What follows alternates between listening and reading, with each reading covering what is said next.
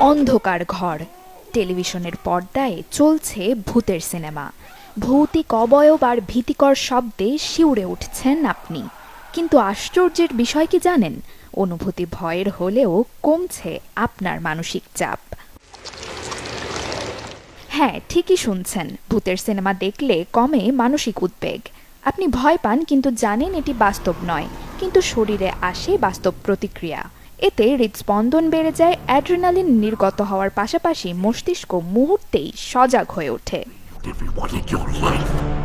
মনোবিজ্ঞানীদের সাম্প্রতিক গবেষণায় দেখা গেছে ভীতিকর বা হরর সিনেমা বাস্তব জীবনের উদ্বেগ কমাতে সহায়ক ভূমিকা রাখে।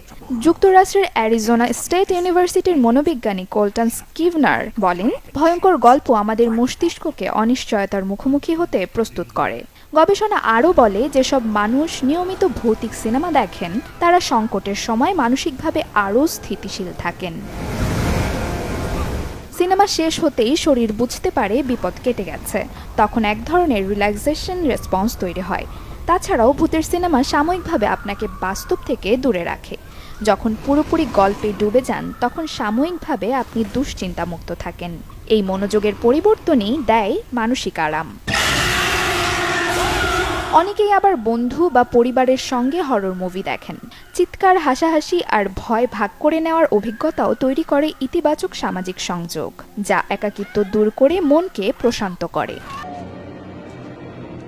তবে যাদের অ্যাংজাইটি, ঘুমের সমস্যা বা সহনশীলতা কম, তাদের জন্য হরর মুভি হতে পারে উল্টো চাপের কারণ। Desk report, channel 24।